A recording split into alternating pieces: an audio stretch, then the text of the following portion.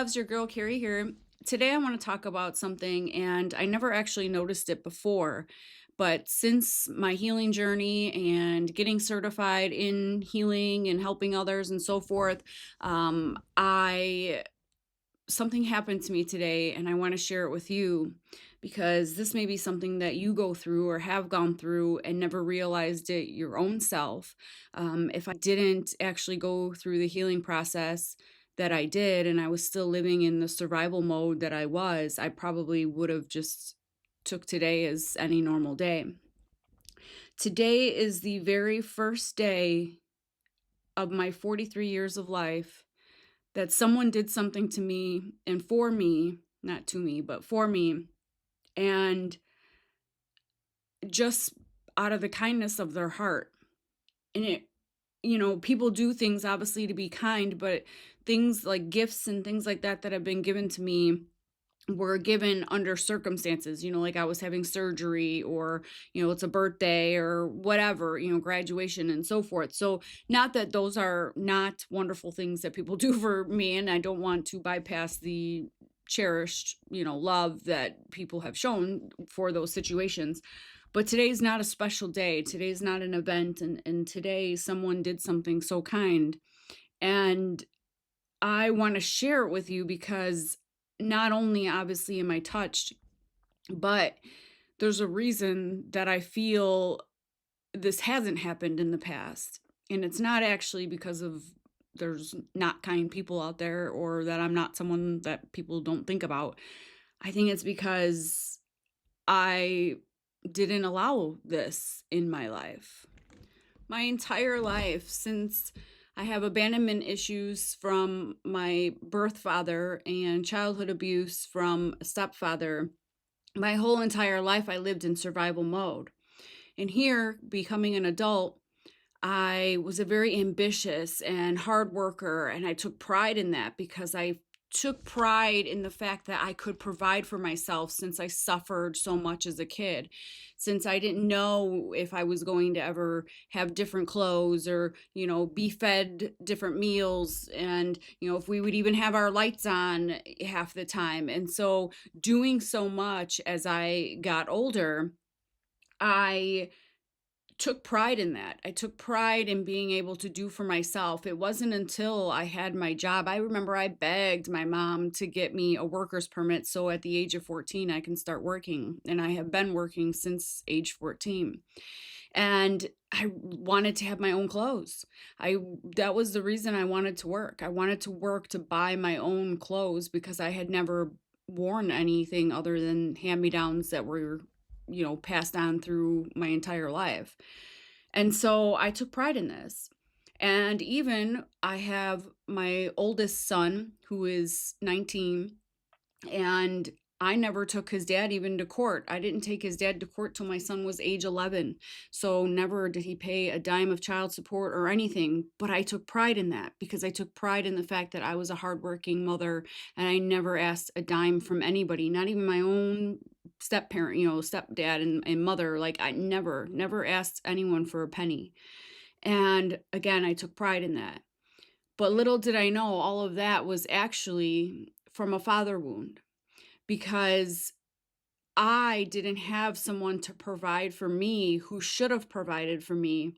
And so instead of like living in the being and being a normal human being, I was living in the doing. I wanted to help, I wanted to serve, I wanted to save, I wanted to protect because these were all things my father didn't do for me. So I wanted to make sure that I could do them for others. I, felt so proud of myself for achieving things, and here that achievement was more of an addiction. I was addicted to just doing more and being more and always getting more because that was how I valued myself. Because I felt that if I wasn't good enough to be loved by my own father, that I had to show love for myself. Growing up, my mother and my father are very much so emotionally immature. And so having emotionally immature parents, one thing I also noticed that helping and serving and protecting and so forth that came with the fact that I was veering towards emotionally unavailable people because I wanted to be that emotional support for them instead of them showing me emotion and support and love. I was veering towards what love was not and not what love is. And so I always had an interest in people that weren't actually interested in me. Their use of me was a supply and what I could provide for them. And that was it. The ironic thing is that I craved peace, and here I kept searching for peace, and yet I just kept creating myself chaos. Because if I wasn't busy doing something, I didn't feel that I was valued. I needed that commotion, that chaos, that everyday thinking and being on my toes and being 10 steps ahead, because that was the life that I knew as survival. That was the life that I knew of being worthy. And it wasn't until I heard someone ask, are you running towards something? So is it really ambition? Are you running towards something like a goal or something, in that nature? Or are you running away from something? And that's when I realized I was running away from the truth that I am enough and I can be valued without giving something or sacrificing myself. That I deserved to be loved and I deserved to have peace just as much as everyone else that I was trying to give that to. I had so much like lack of self-worth and I felt that I was nothing if I wasn't accomplishing something.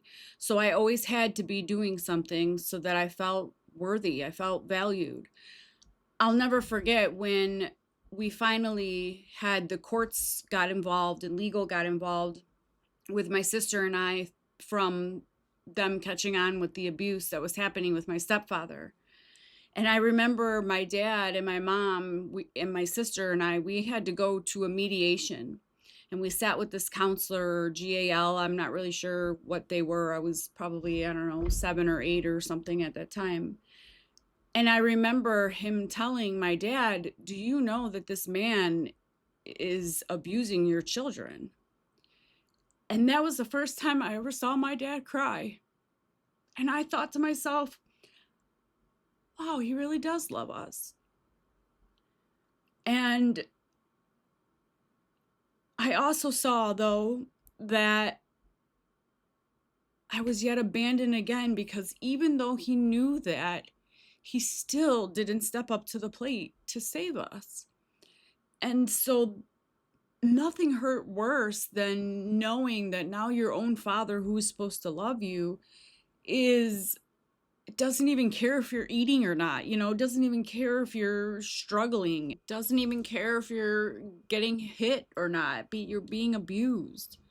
And so if my own father won't even show up for me, how can I count on anyone else? I remember I remember it vaguely, my mom saying something like, I can't even buy a gallon of milk, can't you help me? Um, and that is what hurts, is the fact that now you know about it. And same thing, like as I, grew older and voiced my concerns about him and his absence and stuff, he knows about it, but yet I'm supposed to just accept who he is. And I mean, I am, and I've come to terms with it. And clearly you could see it still bothers me, and it's still something that I'm working through and working on. But if you're someone out there who is doing so much and like literally breaking your back, breaking your neck, whatever words you want to use to achieve something, because you don't have a bar set for a standard within yourself. So if you just keep on going and keep on doing, maybe eventually someone will love you or someone will appreciate you for who you are. And so that's why today, with getting that gift, it came out of nowhere. And I mean, it was a coffee gift card. It wasn't like, it wasn't a new, Lamborghini or something, but it's, it meant more than a Lamborghini to me. It meant more than anything because it was the first time that I didn't have to do anything or show who I am or to help or serve or protect or have event or a situation in order to feel loved. So if you're out there and you're doing so much and you feel that you're drowning because there's no limit, you don't know when enough will be enough. And I just want you to know that success doesn't equal love. Success is just an accomplishment. It's basically the solution to what you're doing to, and I'm not saying that you have to be someone that does nothing in life. But if you are getting to the point where you feel that you're burning yourself like, a wick at both ends, it's time to take a break. It's time to love yourself. It's time to let go of something, reorganize your finances, try and cut back on something, you know, or do something for yourself, even if it's something like going to get your nails done, or like, buying something that you don't normally buy, like a Snickers bar or something. I mean, it doesn't have to be anything even extravagant. Even going on a walk, it doesn't even have to cost money. But do something so that you can love yourself, because man, to feel so loved over a gift card, it sounds so silly, but it really meant so much to me that someone did that just by thinking of me. And it's it's proof that kindness really does go a long way, and it costs nothing to be kind. They didn't have to get me a gift card even. Sometimes it's just nice to tell someone that you see them and they're doing good, or they're making you proud, even just by seeing their accomplishments and so forth. Because sometimes we lack, we put ourselves last all the time, especially being mothers. I mean, and this is not to say that fathers aren't wonderful either, ones that are good fathers. But sometimes we're doing a lot because we don't know what's enough. And in my therapy, I learned that you can't give something that you don't get. And maybe it was me depriving someone of showing me love, something so simple as a gift card, because I was always, seeing myself as valued by doing instead of being, just being me. And maybe it's because of me, because I deprived someone of doing something so nice like that, because I didn't know what it was like to accept kindness, because I was always the one giving it. But little did I know it was because I needed it most.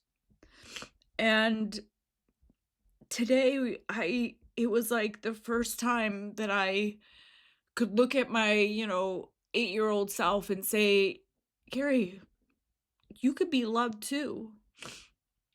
And realize that it is a trauma, response when you are constantly being the giver and not the receiver. And, in order to give love, you have to be able to receive it. Love is actually a gift, it is something you receive.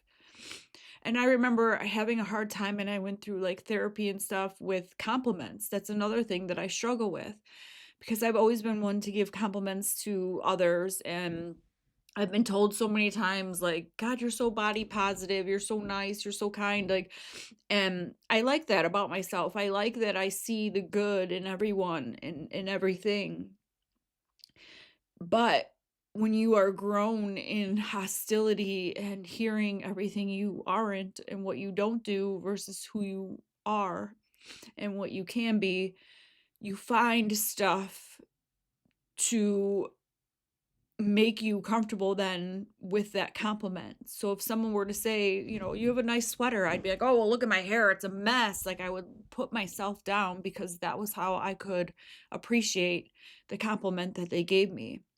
So today was not only a wonderful gesture from this person that I am so thankful for and send so much love to for doing that for me. But it was a curve for me in my life, knowing that, I am making ways and seeing these things now and catching these things that I didn't before. And I wanted to share it with you because if you're out there thinking you're ambitious, but you're burnt down and burnt out and asking yourself like, is it ever going to end, or can I just get a break, or or anything in that nature, are you I want you to ask yourself, are you running towards something, or are you running away from something? Because if you are running away from something, you have to realize that you deserve the love that you give every day. And we are a soul. We are a soul in a human having a life experience. And what experience are you going to have if you can't stop and smell the roses and appreciate the life that you've been given?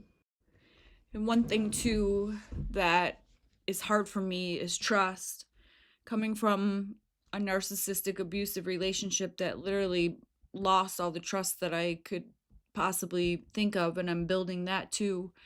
One thing with having abandonment wounds of a parent, it's hard for you to trust that people will show up. So you don't ask for help. You don't, even show that you are struggling. You always are trying to show that you're achieving, because if you show that there's weakness or that, you're struggling, you can't even rely on someone to actually show up for you to help you anyway. So you never try to show that weakness. You try to be, the tough person. And sometimes we just need to allow that trust to happen and allow people to show up for us. And again, if you're someone that has that abandonment wound from a mother or a father, you got to give, you got to get in order to give. You have to start building that trust. You have to start, receiving that love. And it does start with trust and finding what enough is inside of you. You set the bar, you set the tone. And that is what loving yourself truly is.